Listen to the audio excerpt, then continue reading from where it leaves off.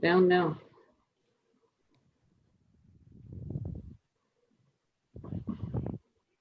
Good morning, everyone. We'll get started in just a few moments. I want to make sure everybody gets on the platform. We have quite a few people registered, and we do appreciate your patience.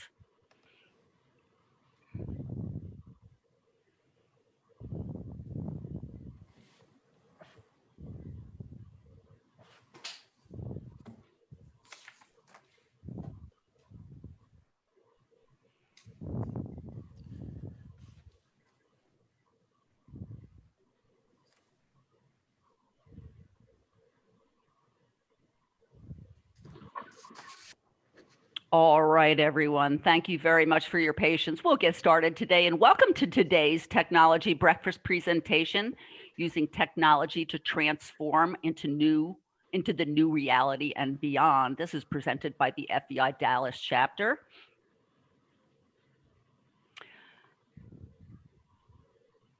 Today's presentation is worth 1.5 CPE credits, and in order to be eligible for those credits, you must answer 5 of the 6 polling questions and have a total viewing time of 75 minutes.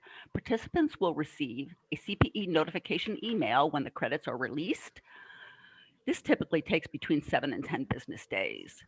We are unable to grant CPE credit in cases where technical difficulties preclude eligibility. CPE program sponsorship guidelines prohibit us from issuing credit to those not verified by the technology to have satisfied the minimum requirements as stated. And of course, if you have issues with polling questions, please put your answer in the chat box and I will make sure that you earn the credit. And of course, in accordance with the standards of the National Registry of CPE Sponsors, CPE credit is granted based on a 50-minute hour. And now I'd like to introduce Elizabeth Pospick. Elizabeth is the Special Events Chair for FEI Dallas. Welcome, Elizabeth. Thank you. Thank you very much. Our sponsor today is Holmes Murphy, and we totally appreciate you for sponsoring this event today. I think that Mark Brown has some opening comments to make regarding FEI and chapter events. Thanks, Elizabeth. Thank you, Nancy, and good morning, everyone. Welcome to the FEI Technology Breakfast event for December of 2020, as Nancy indicated. Our presentation today is titled Using Technology to Transform into the New Reality and Beyond. I think we can all agree that 2020 has been a very unique year, to put it mildly. We're all wondering what the new reality is going to look like. So our speaker today is going to help shed some light in that direction. But first, I'd like to thank our sponsor, as Nancy pointed out, Holmes Murphy, and specifically Kyle Working from Holmes Murphy, who's been very helpful with us, working with us on this event. Holmes Murphy is a great firm, longtime sponsor of FEI. And if you have any insurance needs, just call Kyle and he'll take care of you. Quick note on our summer 2021 special events that's held in conjunction with our university partners, the University of Texas at Dallas, the University of Dallas, and the University of North Texas. With all of the good news regarding vaccines that's coming out and everything that we're hearing right now, we're hoping to hold these events in person. So stay tuned for future emails regarding the details of those events coming up during the summer. A couple of notes that our chapter president, Ron Rushing, wanted us to relay as well. The January FEI meeting will be held on Tuesday, January 12th. I think normally we hold those on Monday. We've moved to Tuesdays related to different issues with COVID. So look for Jackie's emails to sign up on for that meeting. The February Spring Social has been moved to May. And again, look for some future emails regarding those details. And also it is time to send in nominations for the DCEO Financial Executive Awards. And I believe there will be some future emails on that as well. So look for those. At this time, I'll turn it back over to our committee chair, Elizabeth, to introduce our speaker. Thank you, Mark. Mark is also a committee chair for the special education events, and we appreciate your help on putting together events and announcements. So thank you very much. I want to introduce my good friend, Charles Cochran. Charles is a dear friend of our family. He moved in next door after spending several years in Australia and commuting to China while he was working. We then began to know their family much more after they moved in, as he had boys that were in high school and joined the scout troop that my husband and two kids all earned their Eagle Scouts from, and his children did as well. Charles was very active in the troop. He became a troop leader. He led with heart and soul, was very active with the boys and took them on many adventures, and also joined and completed the wood badge course. He has gone on several high adventure trips and jamborees and earned his Silver Beaver Award in 2017. I always highlight those Scout achievements because they are such a strong commitment to the community, and I think they're very important to the growth of our nation and the character of our kids. Charles has been married to Stacy and has two beautiful children. He graduated from Baylor University with a BA in Information Systems and an MBA in Finance from the Hankomer School of Business. He's also been a great lecturer, a guest lecturer in the management department at Baylor's Business School, and served as an advisor to the management consulting curriculum. Over his career, he's lived in 11 years in Asia Pacific region, including Tokyo, Sydney, and Shanghai. When we first met, he was going back and forth to China 2 weeks on, 2 weeks off back in the US, while he was also raising kids and leading the troop. So I was always very impressed with that. Charles worked for Hitachi Consulting, serving as a COO and EVP in Asia Pacific Regional Leader. As a partner at PwC, Charles served as clients in Japan's advisory services practice. His focus is working with the United States subsidiaries of Japanese clients, primarily in the telecommunications, high tech, and automotive industries. Charles is currently an experienced partner in KPMG's advisory services practice, advising clients on strategic global initiatives, organizational alignment, and complex technology implementations. The new business landscape is requiring bold action in using the best technology for your business. I spend a lot of my time consulting with businesses on the best fit for ERP software and improving communication and visibility of the employees and of the financial trends and picture of the company, providing clarity. With Charles' discussion, you'll learn more about how Charles works with his companies to use technology as a catalyst for growth and innovation. Thank you, Charles. I'll hand it off to you. Yeah, thanks, Elizabeth. Really, I'm really excited to be here and talk about this subject. I mean, we're having a lot of, I think we're seeing an unprecedented time. I mean, most of us have been through, ups and downs in the economy. We've seen, even the first time, that I saw something happen in the economy was a savings and loans crash in the late 80s, early 90s. And, then we had the dot-com crash. Then we had the subprime mortgages. And now we've got this, this pandemic that we're dealing with. The unique thing about this pandemic, though, is we really look at this as more of a black swan event and something that is imminently recoverable if we can come out of it. I mean, obviously it's a very difficult challenge. There's going to be a lot of change, but it's unprecedented in the way that it's affected our economy. So we'll talk about that some today. We'll talk about really the business aspects of what we're seeing at KPMG, not only for ourselves but for our clients. So we'll talk some about that. And then we'll talk about, we'll kind of go down into levels of detail. We'll talk about industry impacts. We'll talk about, operating model changes. The example that I'm going to use is automotive, with Toyota here in the Dallas area. It makes I thought I would use that example. And then we'll talk about the CFO agenda and some of the specific things that we're seeing. And I'm also going to save time for questions at the end. I would encourage everyone as well. The chat box is going to be monitored. If you have a question you'd like me to stop, please ask the question as we go.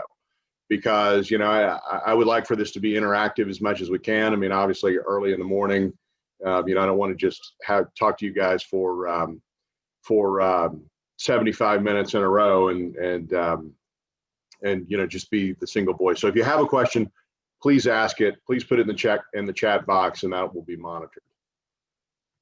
Great. Do we want to do our first poll question? Thank you. And your first poll question is on the screen. I'll give you a few seconds to answer that. I'll monitor the answers as we go through the program, so I make sure we have all of the answers from you folks who need the CPE. Just a few more seconds for those who are not quite awake. I'm clearly not awake. Getting there. Okay. If you have an answer, please put your submission button soon. I'm going to end that poll and get started. Okay.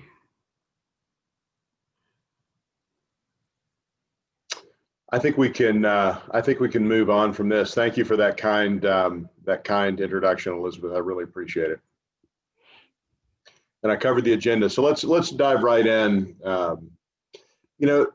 It's interesting in preparing. I've given a presentation like this a couple of times in the last couple of months, and it seems like literally I'm waiting until the week before the presentation to finalize this slide, to see where it's how things are going to look. And our economist, our chief economist at KPMG, this is what they're thinking is going to happen right now. These are the three most likely scenarios, with the baseline being the thing that they think is going to happen. We've got an upside scenario where we've got fiscal stimulus and unemployment benefits being extended. I mean, obviously they're talking about that in Washington right now, and how that's going to roll out. We also have a downside scenario where we have a surge in cases and unemployment continues to fall. That actually just in the last week or two is becoming more likely. We're seeing a surge of cases. Hopefully the vaccine, I think they're starting vaccinations in the UK today. The government's putting pressure on the FDA to start those in the US as well.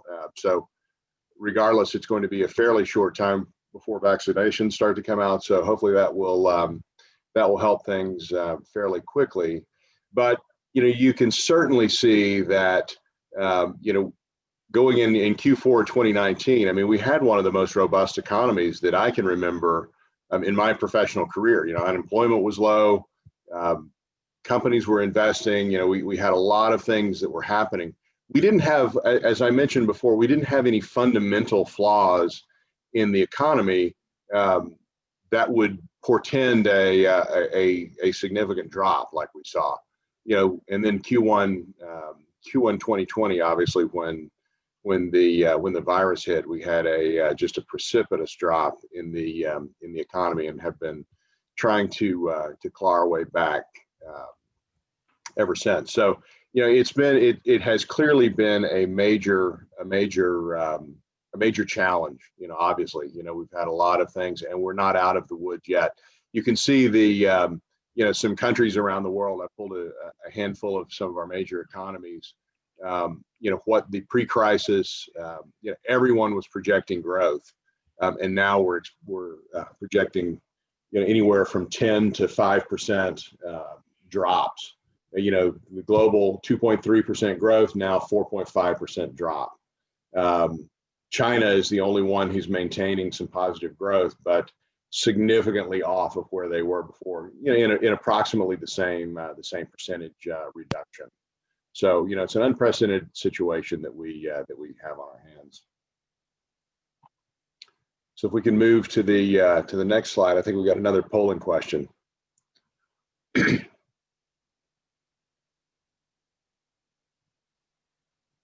I've launched that second polling question. Thank you, folks.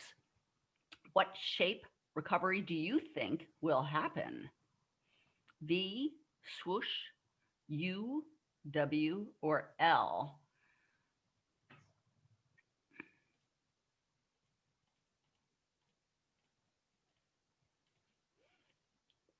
I'll give you just a few more seconds to answer that poll, folks. I think we're almost there. A couple more folks. Okay, I'm going to end that poll. If you haven't had your answers in, please submit now. And I'm going to share those results, Charles. Oh, perfect. Well, we had the, I think towards the end, the slide came on, so that may have affected a few votes. But this is this slide. Thanks for putting that on, Nancy. But this slide, this shows. So we did a forecast, and this is as of September. So this is a little over a month old. We did a forecast of the economists in the country and asked people, what they thought was going to happen in terms of the recovery. V recovery means rapid drop, rapid recovery. U means rapid drop, slow, more time at the bottom and then a recovery. W is the bounce, and then L is it just no recovery at all. Swoosh is the one where a rapid decline and then a steady gradual increase and improvement over time. And so as of by the end of September, 61% of the people were thinking that we were going to have a swoosh, meaning this good, a solid, steady recovery over time. And 31% were thinking we were going to have a V. No one was thinking we were going to have L, which means that we were going to maintain our poor state of the economy. 30 days later, 35 days later, whatever the time frame is, I wonder if this would switch some now. I think some people would probably be a little more concerned about the W. It just goes to show that we're in a very dynamic situation right now in terms of economic recovery and the things that are happening in the market. So, I think that a month ago people were quite positive. Now probably less so. But with the vaccine, the stock market is still assuming that we're going to have a strong recovery with the run that it's been on. So, we'll have to see. But this is where most people think, and this is, most of my partners at KPMG, the people that I work with, most of my clients think that we'll have some form of swoosh still. It just may be a shallower curve up. So we go to the next. So understanding that in terms of the economy and what we're doing, really thinking about the four stages. We have put the reactions that our clients have into four buckets, really. Reaction, which means the immediate crisis response, closing offices, furloughing employees, enabling technology for remote work. These are tactical, basic things that most people were doing, in the March to July timeframe. Resilience means coming up with a recovery plan, coming up with a turnaround plan, executing on that, trying to get some quick wins. Resilience and recovery means, recovery is completing the transformation planning, aggressive program management, building capabilities, et cetera. And what we're finding is that most of our clients are in this purple arrow someplace, somewhere. Maybe a little further than resilience, maybe some a little bit lower, but they're all working on their recovery plan. They're all completing, doing their transformation planning. They're all starting to execute their plans, and they're taking actions. I mean, obviously, most of our business people are aggressively trying to work through this. And then the new reality is where they want to end up. They want to have a digital, complete their digital transformation, have accelerated technology deployment. A lot of our clients now are pursuing some inorganic M&A growth. They're finding that, again, if the recovery and the mindset stays positive, some people are looking for opportunities out there. Some people are looking for things that they think that they can, companies they can buy or things that they can do that will provide them with a competitive advantage going forward. So, that's where we're seeing most of our clients, and the projects that we're doing, the help that we're providing clients typically are in that purple bucket right now. And the way I look at it is, you need to have your value realization. You need to have the new reality in mind. You need to understand where you want to go, but you have to plan it step by step.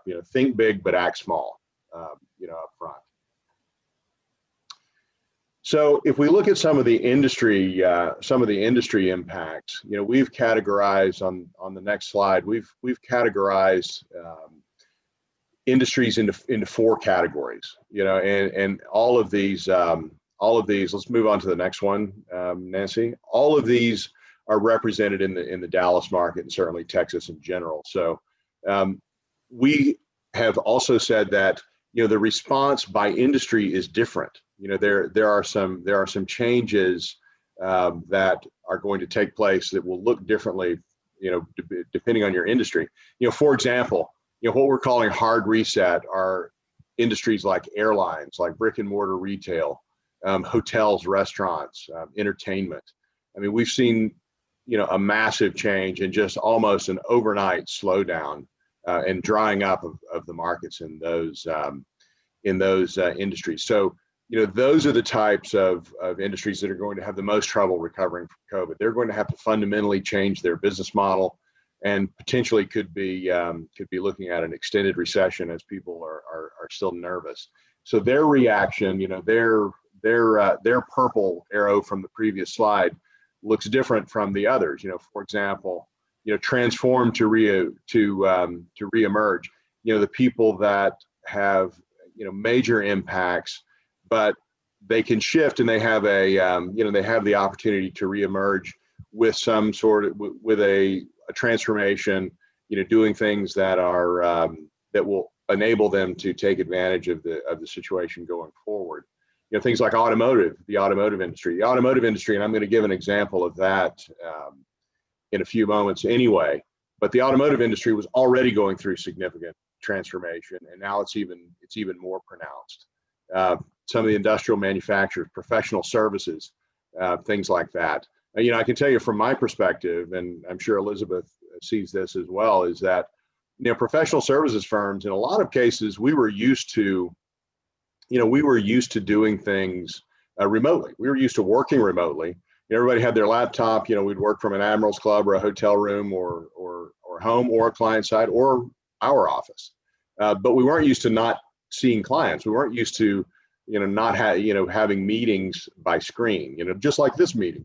This is very different than what we used to have. So it's a shift that's been required by these industries to try and reemerge out of this. A modified business as usual. A lot of the companies that are continuing to do the same things that they were doing before, changing, making some tweaks, things like banking, insurance, financial sector. They're pretty much running their business in a very similar fashion. And then there's a sector of the economy which is going great right now. Online retail, TMT.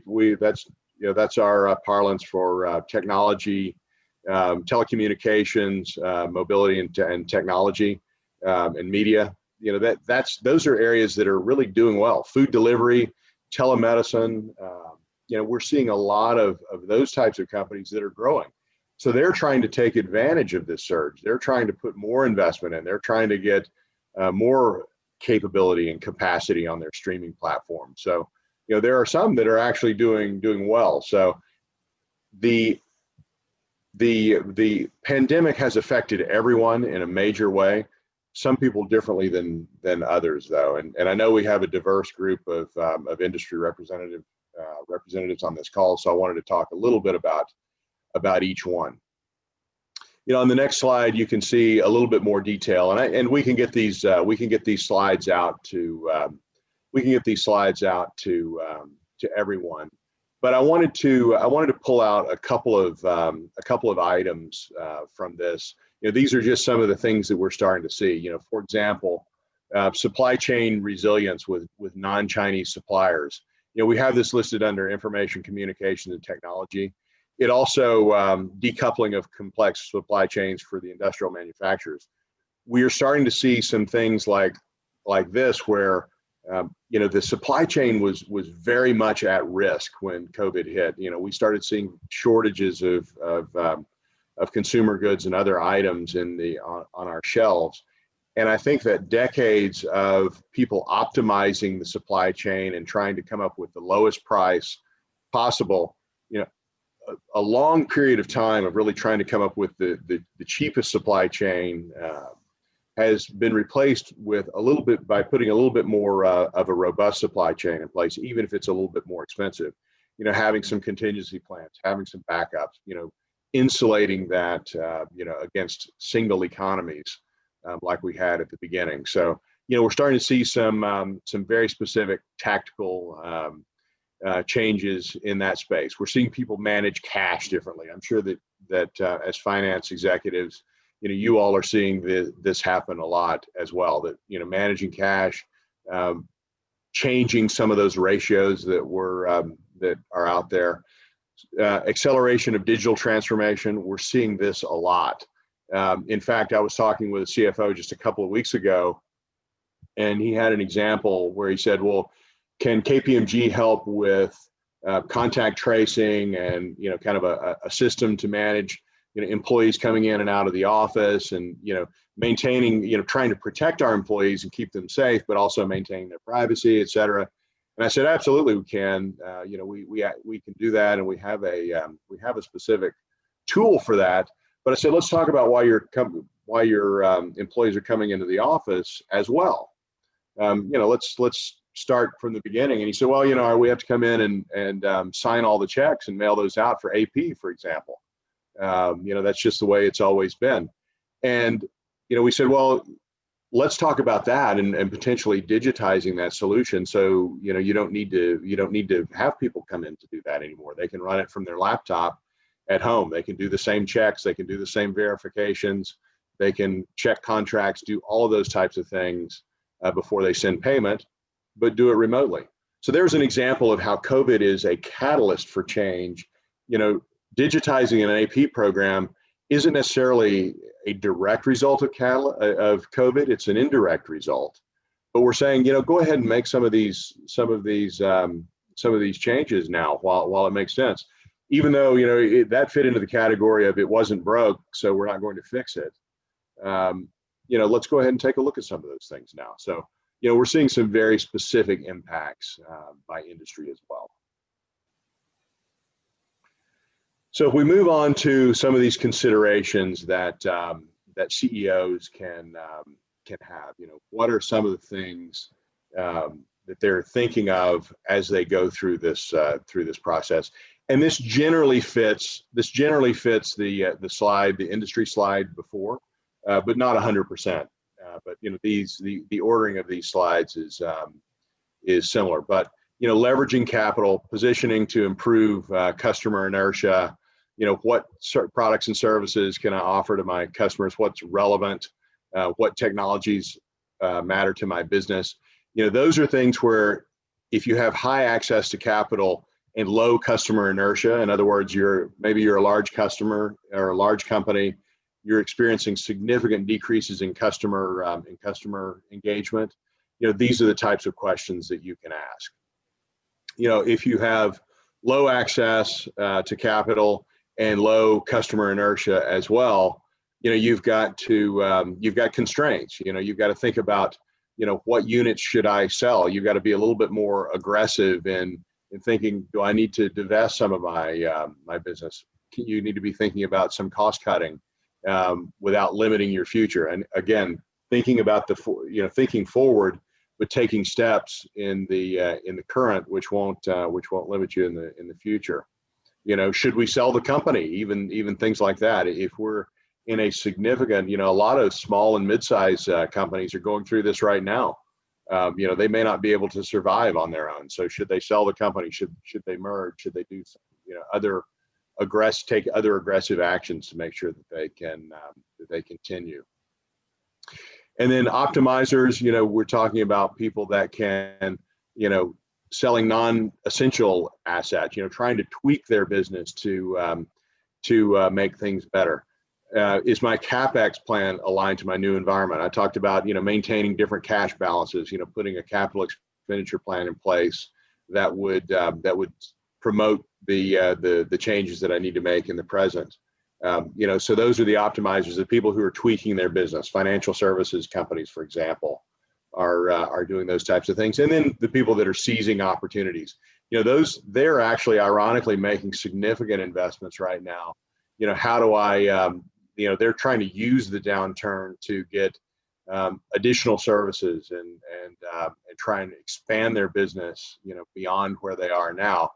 So again, you can see that CEOs, it's a very complex dance that they have right now, depending on where they are in the maturity and their response to COVID, what their industry looks like, and what some of the issues that they're seeing there, and then what their business looks like in terms of their access to capital and their customers. So you can imagine this in a cube where you've got three dimensions here that CEOs and yourselves as CFOs and finance executives are looking at to try and come up with the right plan.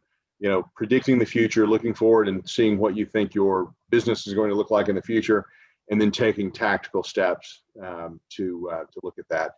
And I will say that the majority of the circumstances that we have, technology is one of the lead. It's not the only driver, but it is one of the lead drivers that we're seeing. So there's a lot of technology and digital transformation that is happening as a reaction to the COVID pandemic that we're seeing. So technology tends to be the lead. We were already seeing a wave of digital transformation before COVID. People were already talking about this. They're already saying, how can we transform our business? And so now that has been catalyzed to a certain extent by COVID and being accelerated. And we'll talk about that in just a minute. But I think next we have a polling question, and this is another opinion question. Thank you, Charles. The polling question is on your screen. Which industry is best positioned to transform due to COVID? E-commerce, air travel, hospitality, agriculture. I'll give you just a few seconds, folks.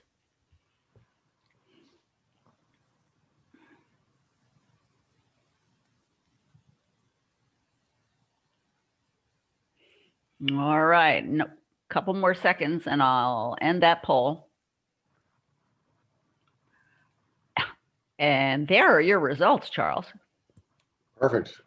Yeah, e-commerce clearly is a place that will emerge and transform due to COVID. So looks like a lot of people thought that. So moving on, so I want to talk about a specific an example of an operating model shift, and I'm going to use the automotive industry to talk about getting into a tactical item that automotive companies are going through right now. So on the next slide, we had the market view, because I'm trying to go down from the high level all the way down to tactical things. Try and slowly get down into the funnel here of how people can react. On the next slide, we have I mentioned that COVID is accelerating the transformation. So let's talk about the automotive industry for just a second. The view from the automotive side, and this is held by generally held by all of our large manufacturers. Let's go back up one, Nancy, if you don't mind. Is that the need to move people and materials around is going to be the same. The products and manufacturing methods are facing a major change. We're seeing that health safety is a major concern in ride-sharing vehicles. Factory operations are being updated to protect worker health. Supply chains are being de-risked and trying to becoming more robust, as I mentioned before. The business model is changing, so traditional ownership is less important. As we see urbanization of our society, things are changing in the way that ownership is going to happen. I'm going to talk about miles driven here in a couple of slides, and that the transportation models have to account for the reduction of contagious disease, and then the customer experience is changing. So autonomous vehicles are driven by AI are making traditional driving a thing of the past. It's kind of unique. Elizabeth mentioned that our kids are similar age. My kids are young adults, and one just got married, and I said, when you have kids that are 16, here at some point in say 20 to 25 years from now, I said they may not get a driver's license. I said your generation may be the last one that actually is driving the same way that we're doing things right now. So it's changing significantly, and we're going to a remote minimal touch model. So this is the major change that was happening in the automotive industry before COVID, and now it's going even faster. So so even Akio Toyota in Japan has said that Toyota needs to move to being a mobility services company and a mobility technology company, as opposed to a manufacturer of discrete products like cars. So that's a major shift in mindset. And so how does that look in terms of an operating model? So if we go to the next slide, the new reality that they're looking at, for example, is the automotive retail experience. So, people, the end-to-end customer purchase journey, the traditional model is you generate leads, you select cars. You used to do that in a dealership, where you go and visit multiple dealerships, go through a process, then negotiate a price, then negotiate a trade-in price, then visit finance and insurance, sign a contract, pick up your car, and then move forward. The car companies also cared about customer retention.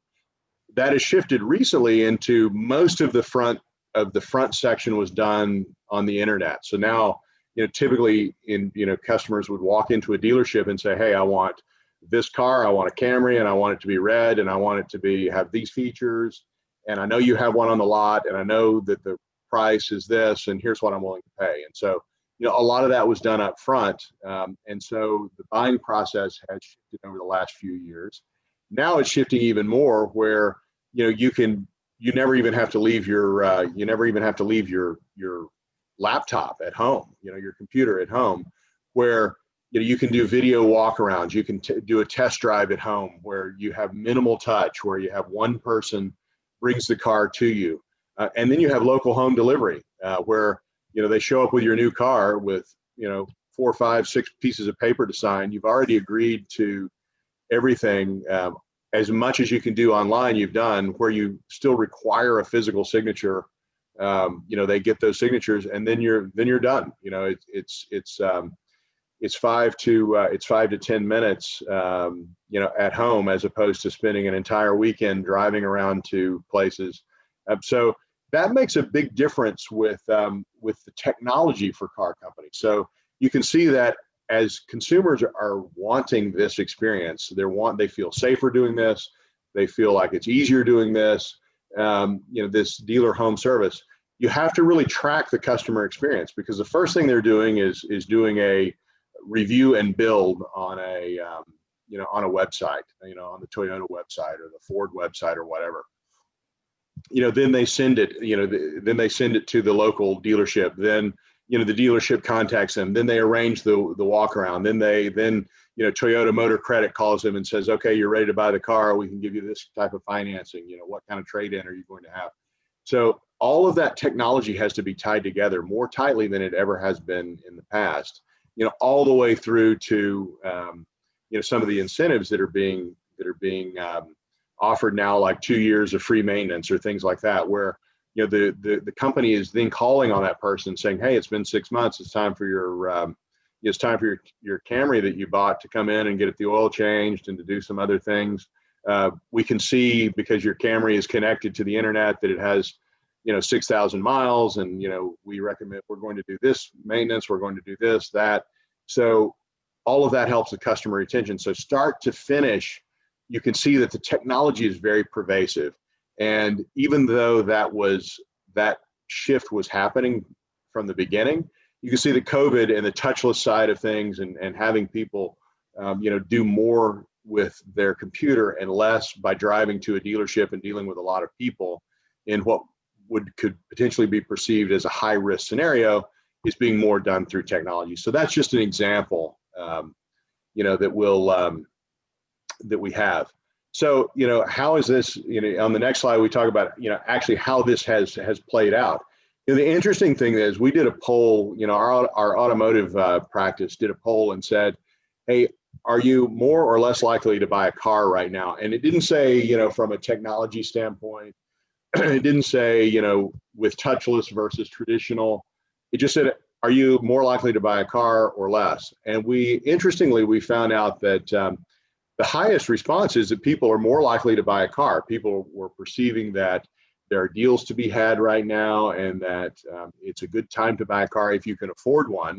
Obviously some people can't, but the people that did have the discretionary spend to be able to buy a car said, we are 47% of them said we're likely to buy a car. Their preferred, and so then we asked the question, okay, what is your preferred test drive experience, and then what's your preferred, closing the transaction? And we got very interesting feedback there. We still had about 47% said that they would go to a dealership, but we had a large percentage then started to say, I want to drive at home, I want to have a test drive at my office, or I'm happy with just a virtual test drive. We started seeing almost the same amount of people saying they wanted to have that type of test drive, as opposed to where this would, if we would have asked this question 12 months ago, the dealership would have dominated and been, much, much higher than anything else. Now we're seeing equal terms. The new reality is about equal with the old reality. And we're seeing in terms of closing, in terms of doing the closing transaction, this is where it gets really interesting. You're seeing the dealership is falling far behind. Only 23% of the people say they would prefer to close at a dealership. The rest are saying virtual or at my office or at my home. So, you're seeing some significant, shifts in the way that's happening. So this is a specific case where we've said this is one of the things that is changing, and we really want to put the technology in place to drive this.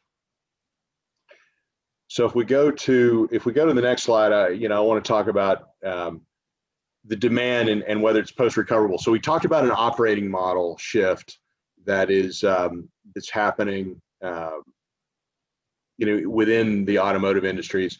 We have seen that vehicle miles traveled have grown substantially over the course of a long period. Since the 1960s, they've gone up a significant amount.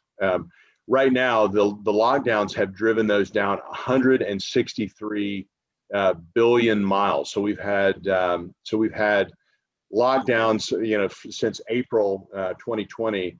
We've had 164% decrease in passenger miles traveled. So it's been kind of bouncing around at those lower levels. It's starting to recover some.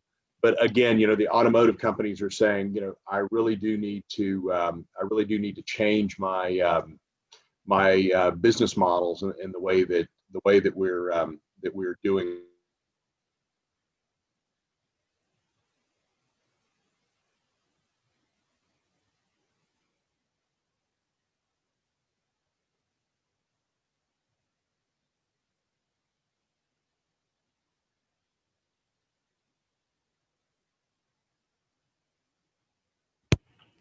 Well, folks, I think Charles has dropped off. We're just going to give him a few minutes to come back on. We apologize. Looks like he froze for a minute there. Yeah, we'll give him a second to get back on. Yeah, I'm very impressed with all the data he's got. It's quite insightful. There's Charles. Thank you very much. Charles, you're muted. Yep. Can you hear me? Yes, now we can. Thank you. Yeah, sorry, I don't know what that was. I mean, that was my Zoom was still on, but it just went black, and I couldn't see anything. So sorry about that. That's okay. This is a new reality that we're living in, right? I mean, it's like in the old days when the bulb went out on your projector and you're giving a presentation and to a client or something. but we were talking about miles traveled, and let's go on. Let's move on, Nancy. You know, we're really starting to see that you know, there is a significant you know, these change of lifestyles. So we've seen that 47% of people want to still buy a car in this time. So, you know, automotive companies are changing the way that their retail process works. Now they're looking long term. So that's, if you go all the way back to the purple arrow and you start to say, what's my resilience? What am I doing to maintain my business at a tactical level? Thinking about the new reality, you know, the retail, changing the retail model is something that is a little bit, you know, a little bit more leaning toward the tactical side. Thinking about the new baseline and how much cars are going to be driven with this new lifestyle is, you know, that's more of the thinking of the new reality for a car company. So, you know, they have to really think through, you know, what is the economy going to look like? Because I personally believe that the pendulum will swing back. You know, right now, I mean, everybody's working pretty much at home. Some people are starting to go back to the office. You know, the traditional travelers are not doing the same level of business travel, et cetera. I think that pendulum is going to come back, but it's not going to go all the way back to where it was before. That's my personal opinion. And so the car companies have to be thinking about that. You know, commuting, you know, is commuting going to go down, but delivery miles are going to go up. You know, shift from air travel, shift to public transit. Are some of those things going to change the way that the car companies have to look at? And this is where I think, from a financial perspective, you know, that financial executives are starting to look at, hey, how do I model my business? How do I look forward and say, hey, here's what it's going to look like. Here are the shifts that we need to do in terms of, say, you know, major things like production capability. Major things like, you know, our selling strategy. You know, are we going to be selling, you know, all autonomous cars, all electric cars, things of that nature? So the shift rapidly, you know, this is an example of looking at the overall economy and seeing, you know, what is this new lifestyle going to be because of COVID? You know, how is this going to have long-term effects? You know, for example, if people stop commuting to work, if everyone just says, hey, we're going to give up our office space downtown, and, you know, we're going to have everybody have a laptop and just log in with Zoom, you know, that's going to make a major impact on not only those real estate companies, but the car companies as well. So, you know, this is an example of saying, okay, we want to go from resilience now to thinking through what our new reality is and taking some of those steps to make sure that we handle that. And, you know, as you know, at a macro level, you know, back to what the CEOs on the, you know, as we move forward on the next slide, you know, you start thinking about all of the initiatives in the current state that most businesses are in. You know, it looks a little bit like a Tetris board. You know, things are organized, we're fitting them in. You know, a lot of companies are fitting things in the best that they can and trying to optimize to a certain extent. But there's, you know, some things that are not organized. There's some white spaces there. You know, now defining what that target operating model is going forward at a strategic sense requires not only, you know, an operational and excellence, but it requires, you know, a strategic alignment, thinking much more closely about you know, the way that you manage things going forward. And so the new reality operating model must be more optimized. It's got to shift from, you know, the Tetris board over on the left to more of the optimized model over on the right, taking into consideration, you know, what are my long-term contracts? What are my regulatory requirements? What are my strategic priorities? And again, every industry, every maturity level within the reaction to COVID, and you know, and every type of company based on access to capital and customer engagement looks different for this. You know, you know, not one optimization model is the same. You know, I went through automotive where we said, hey, here's a tactical example of implementing technology to support our customers right now, and here's what we're doing to think about the future. You know, an automotive example will be different from other manufacturers, different from financial services, different from the others. But the point is, again, you've got to think about what that future state operating model is going to look like. and then take steps. Think big, act small. Take steps to to get there, and make sure that that is taking place.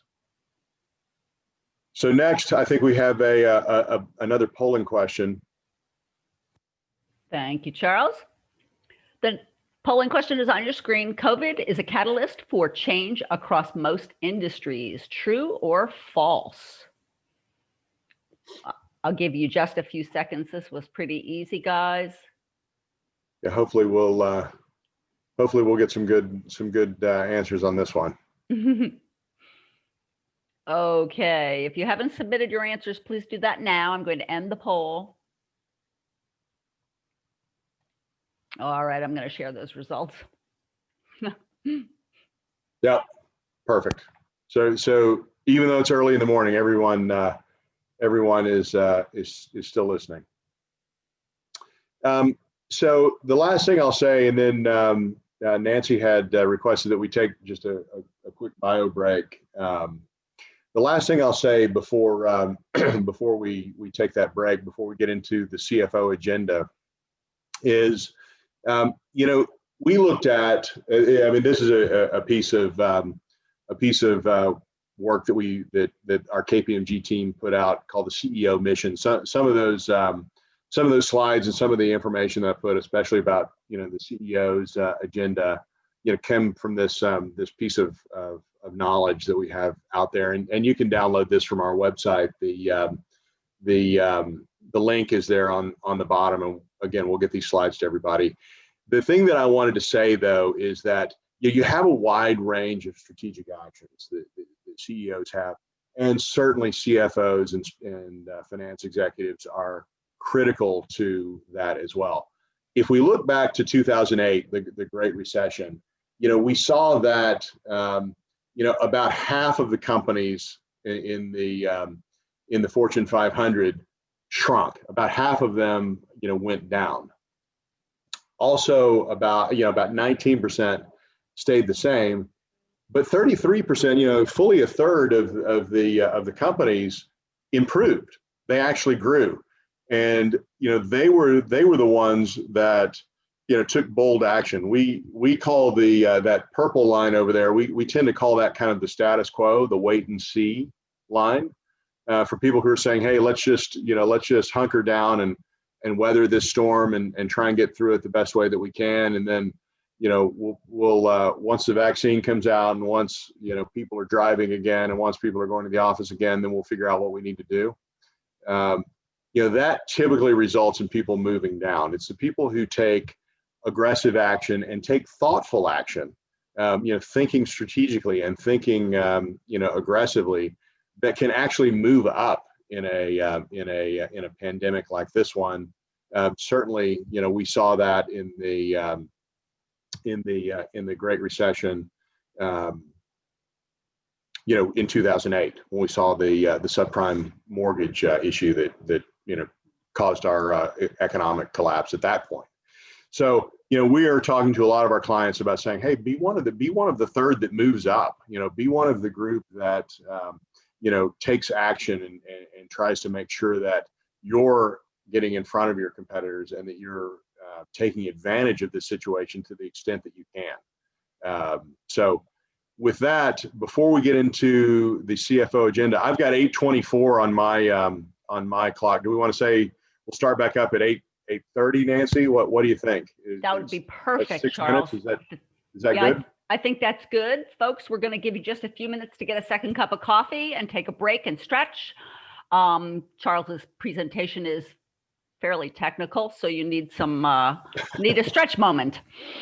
So we're not going to put up any polls. We'll just let you go on your way, and we'll be back in exactly at 8:30. Thank you.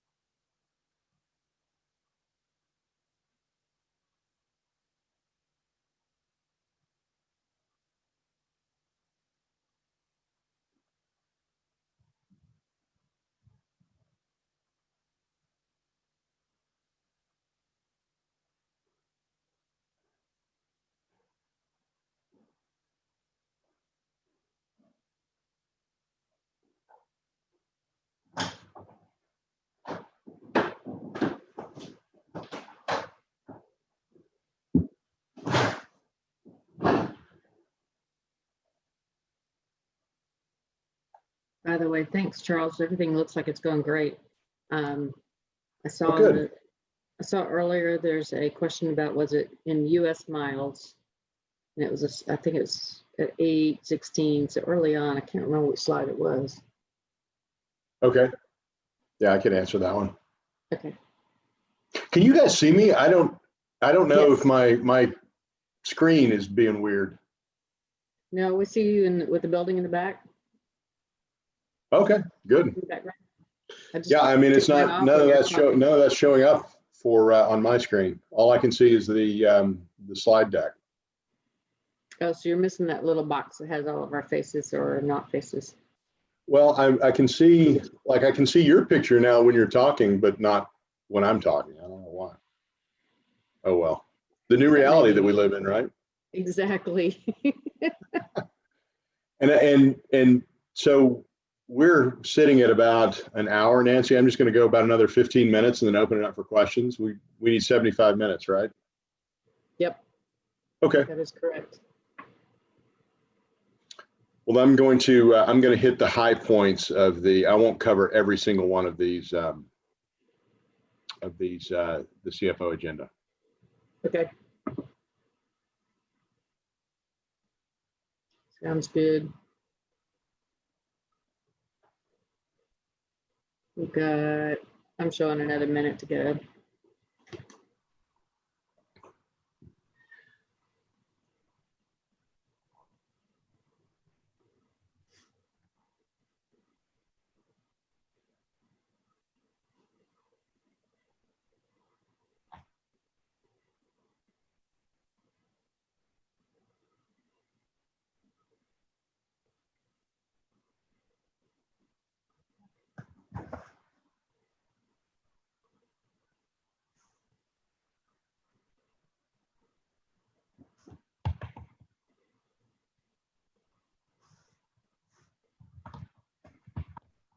When you're waiting for the minutes to pass, it goes by slower like that.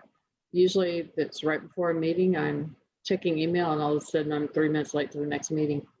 Okay, I'm showing 8:30 now. Nancy, are you there and ready for us to go ahead and move on? Nancy may not be back just yet. Hang on.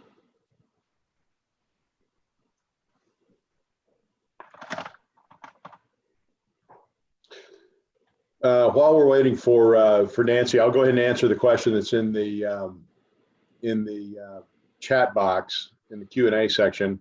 So yes, that is US miles driven. So whoever asked that, all of those statistics were the US.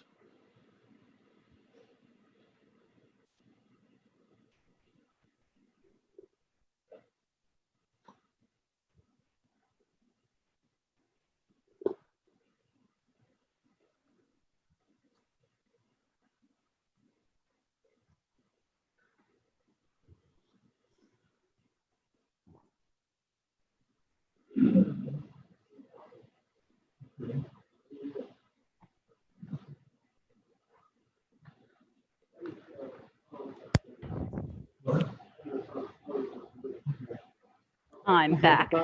Are you back? We are all back and ready to go. Excellent. Thank you. All right, Charles, back to you. So Nancy, let's go ahead and move to the COVID as a catalyst, the next slide.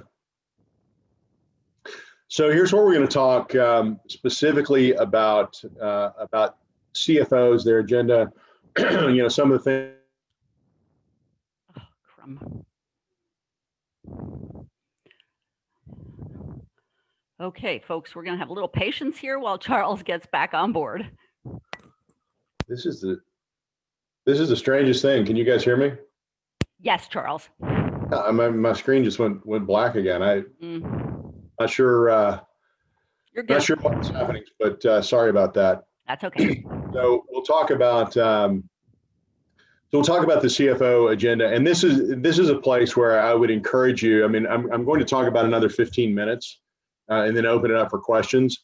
But given that the audience is finance executives, you guys please stop me and let's have chats about any of these. I'm going to hit some of the high points. I won't go through every single piece of this, but I want to go through some of the key points and get down to some of the tactical things that COVID is driving in the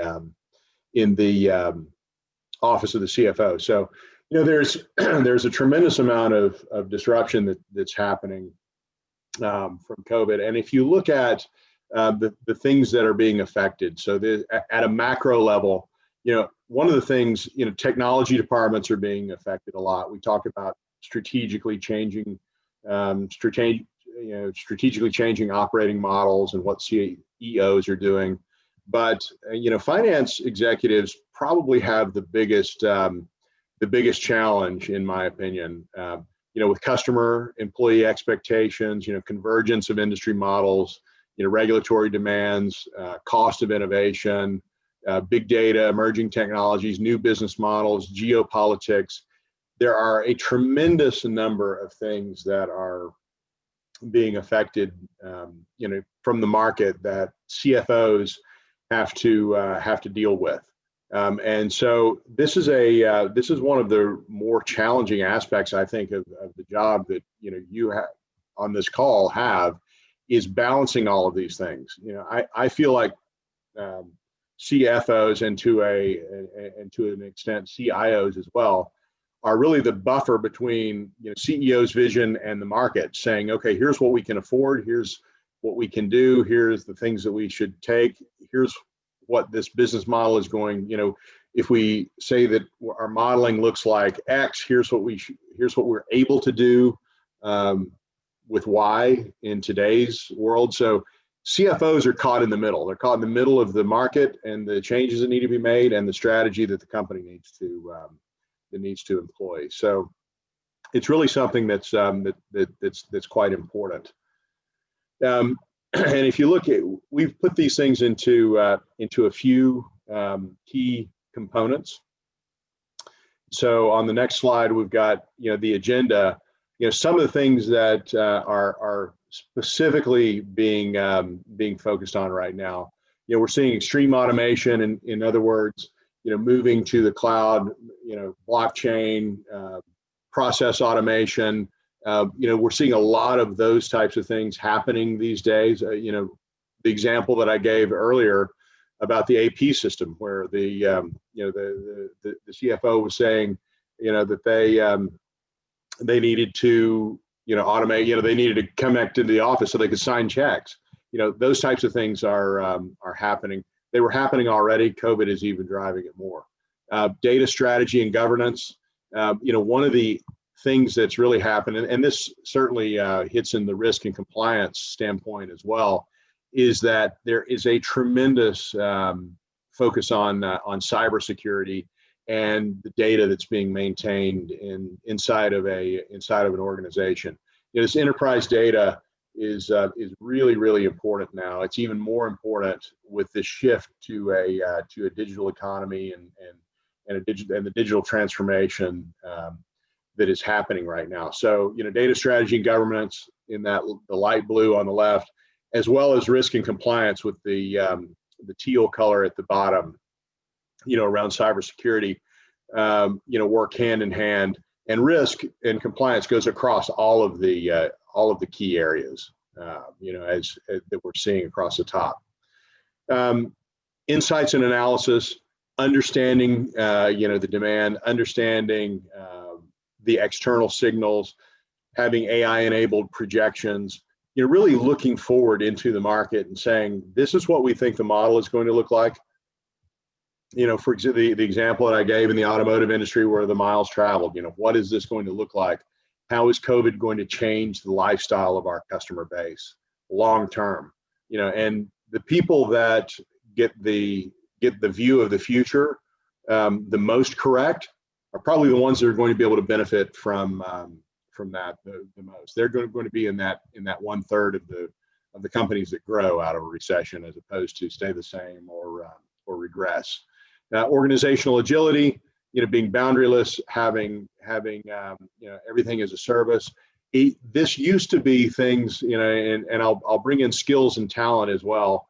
It used to be only about, okay, can we shift things offshore? Can we get some labor arbitrage in terms of our skills and our organization?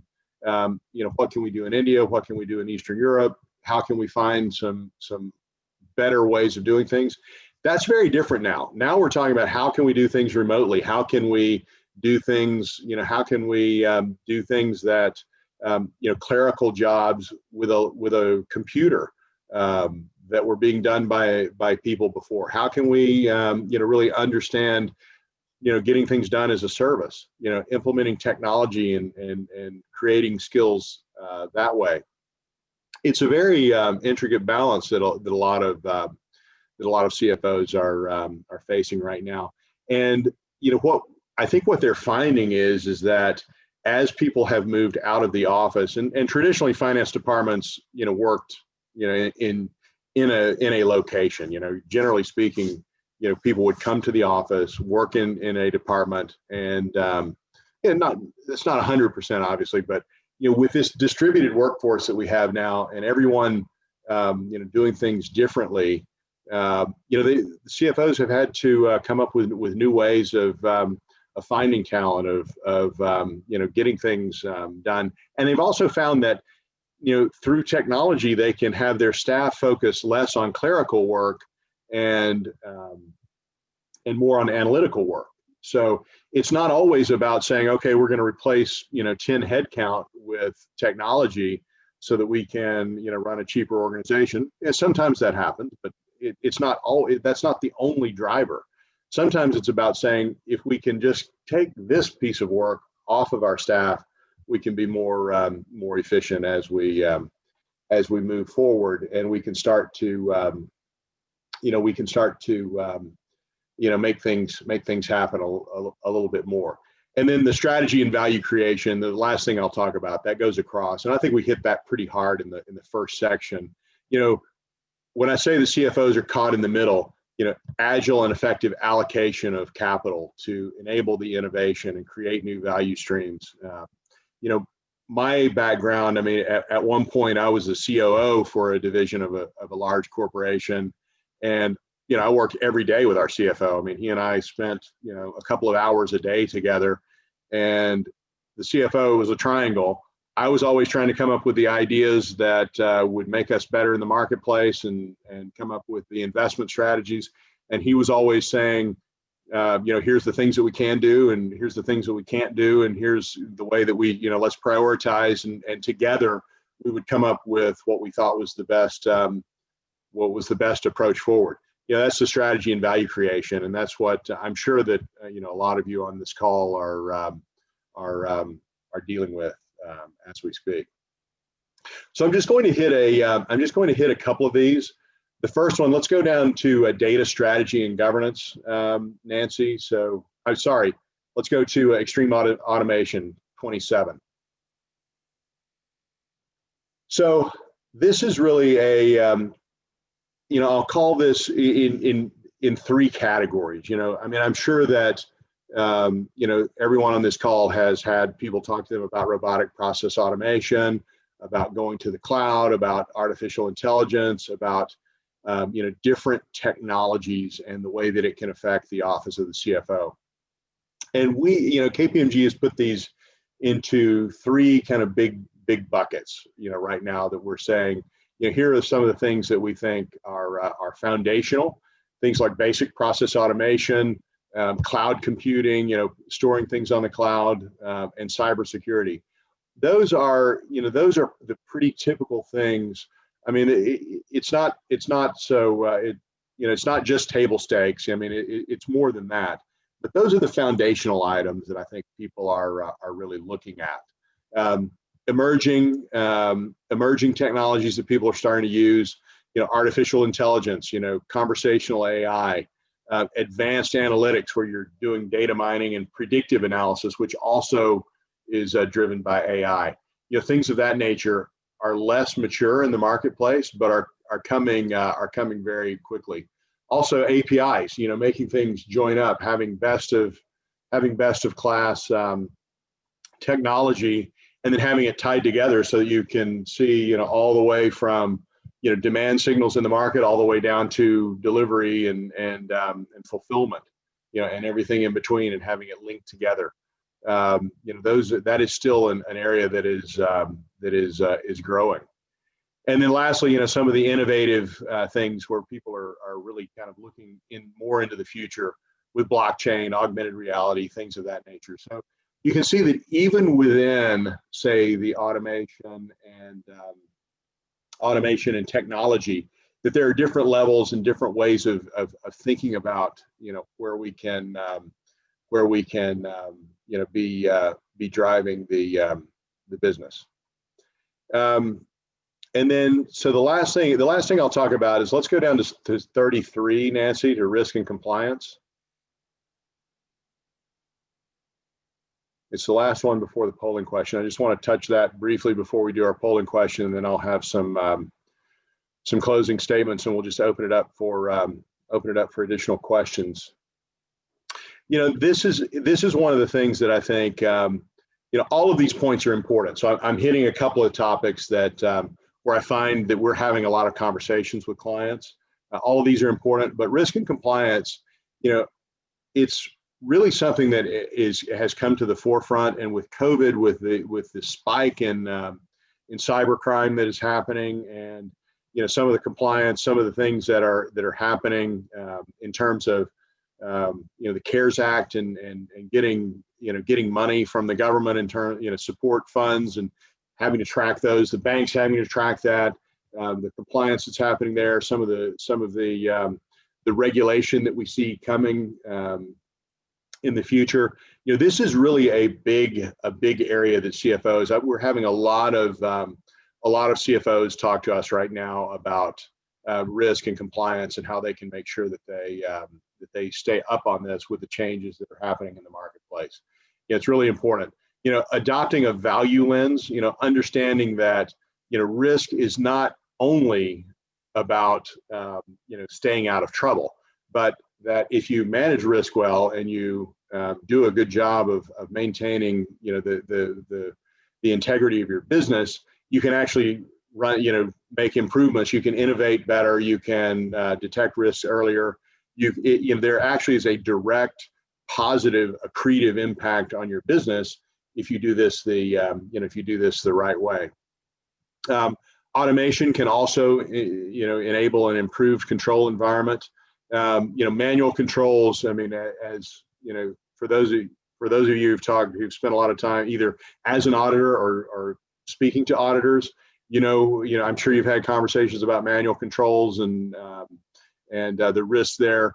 Those can be automated.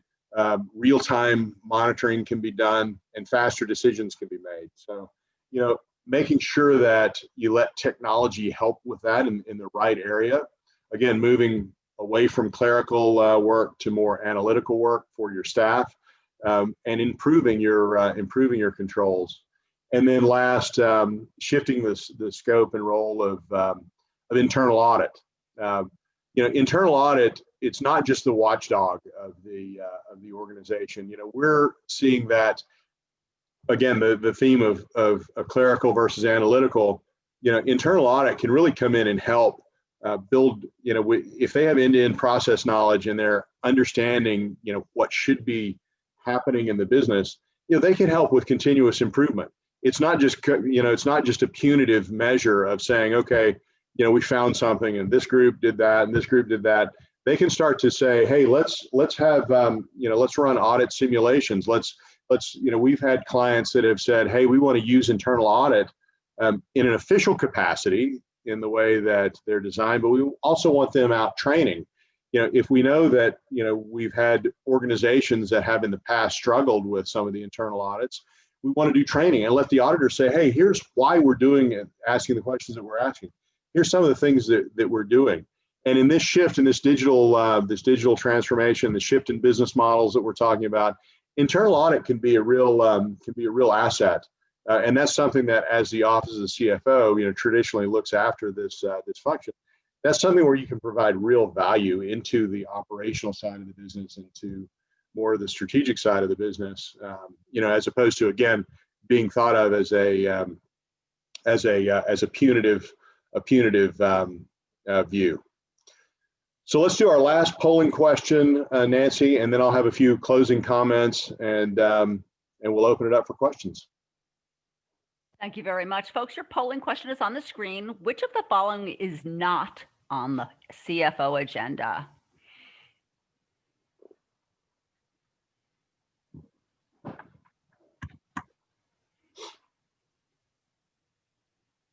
I'll give you a few more seconds.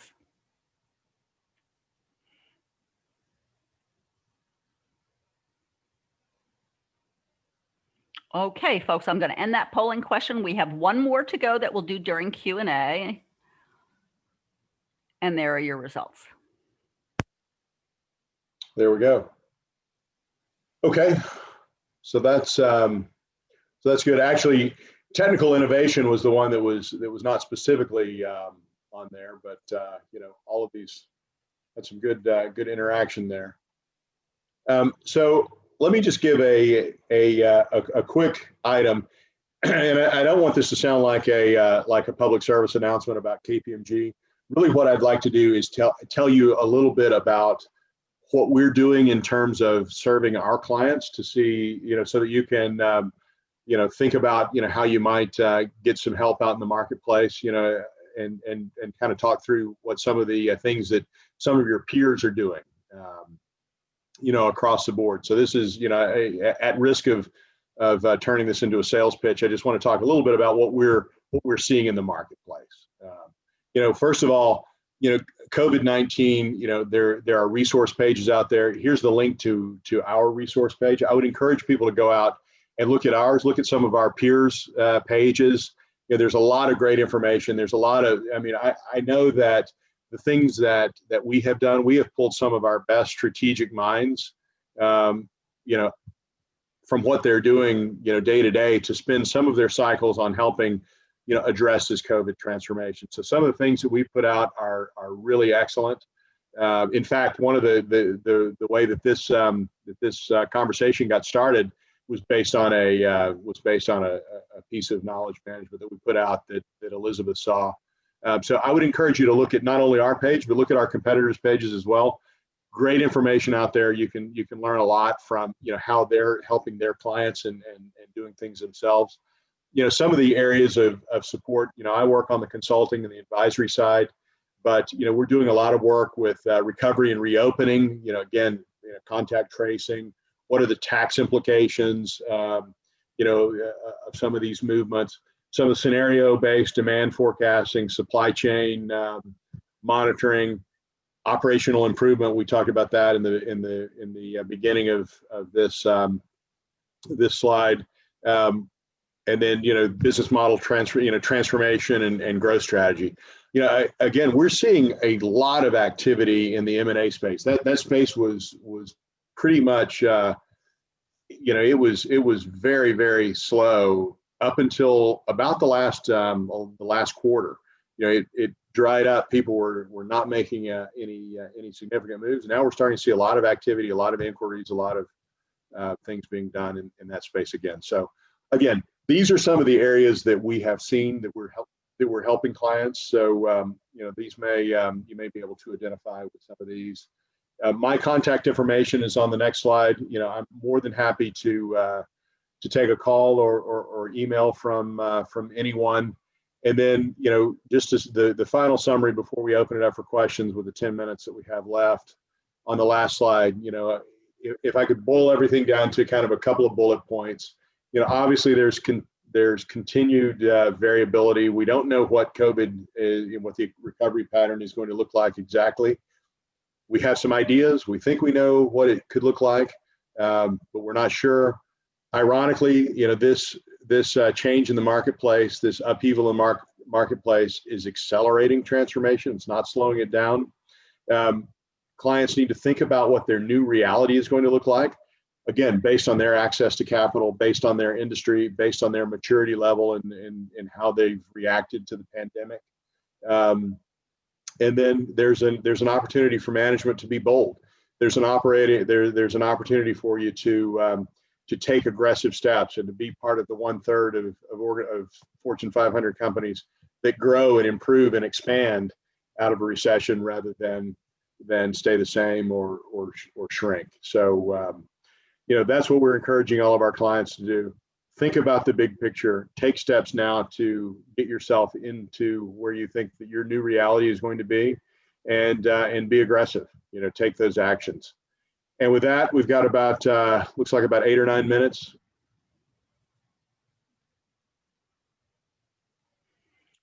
Okay, I'm going to give you the last polling question, folks. And that's up on your screen. Have we provided you with the information you need, or do you need additional information?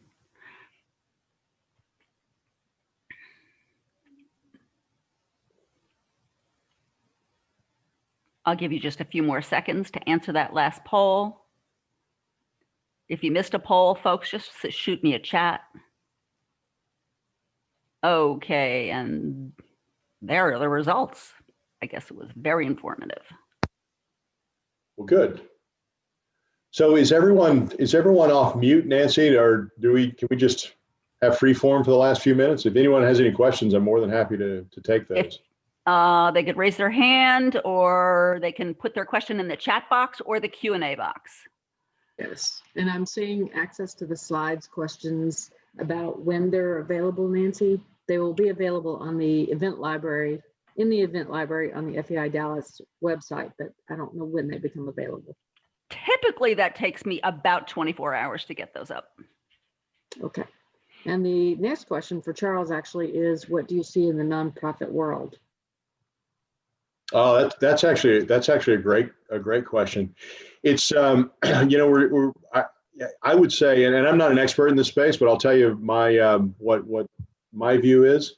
There are competing agendas out in the marketplace. Some of the effects that are happening is on one side, the negative effect to nonprofits is that people have less discretionary income and they're not spending as much right now, so they're not supporting the nonprofits in the same manner that they were in the past.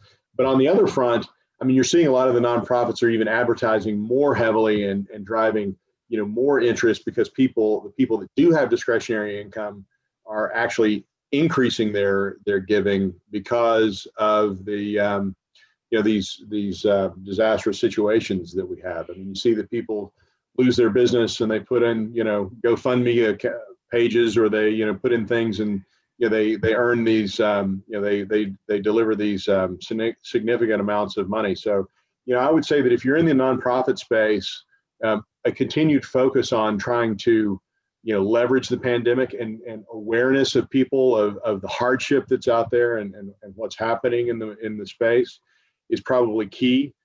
Understand that you might not get some of the traditional donations that you've gotten in the past, but that those can be replaced with different ones. I hope that answered the question. I mean, again, that's not my specific area of expertise, but I sit on a couple of boards, and that's what we're seeing. Oh, that was a great answer. Thank you, Charles. Just on the business of the meeting issue, Nancy, I'm thinking that you've seen the people that put notes in the chat regarding the poll questions. So I think that they will all get taken care of, and Nancy can handle those one-on-one. I think Mark had a couple of questions, if Mark is still there for after. I have a question just that I came up with, Charles, just thinking about the existing finance workforce and needing it to adopt to the new normal. What should people be looking at? And timing of that seems like probably now is the best time to try to do something to adapt. But what do they need to do to adapt to this new normal? Yeah, that's a great question, Mark. And we answer that question on a pretty regular basis, to be honest. And what we encourage, what we've seen some clients, what happens is they start thinking about everything that has to take place and all of these gigantic issues that they have, and they kind of get bogged down as to where to start. And so one of the things, in terms of coming up with, the new operating model, some of the tactical issues that need to take place, prioritization and really understanding, I would say that that's probably the best thing to do, is understand that this is a marathon. It's not a sprint, and that you've got to prioritize and pick off some of those pieces. You might not be able to say, okay, we want a fully AI-driven predictive analytics system that tells us everything about market demand and and we want it, by next quarter. It might be something like, hey, let's automate our AP system now, so that people don't have to come to the office. It could be things like that. So that's the key point. I would say prioritization and really, breaking this into chunks, is the key thing to be thinking of right now.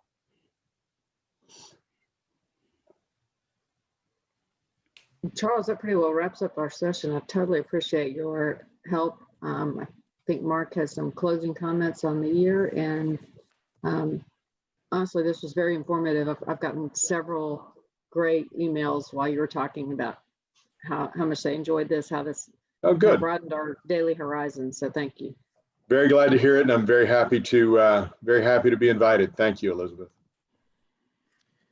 Yeah, thank you, Charles, for his outstanding presentation. Very relevant and timely as we proceed through this pandemic and start to look at how can we come out on the other end and what that's going to look like. So we really appreciate your sharing your time and your experience with us.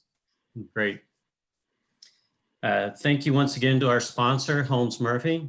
We'd not be able to have these great events without your support, and we really appreciate it. I also like to thank Nancy for all of her help. We definitely could not do this without you, Nancy. Been great. We really appreciate it. I believe that's all we have, unless you have anything else, Elizabeth. I don't. I think Nancy closes it with announcement of when CPE is available. Again, yes, that is correct. CPE is available usually in 7 to 10 business days, and we do appreciate your patience as we approach the holiday season. This does end the webcast. We wish you the best of the morning and have a great day. Thanks, everybody. Thank you all.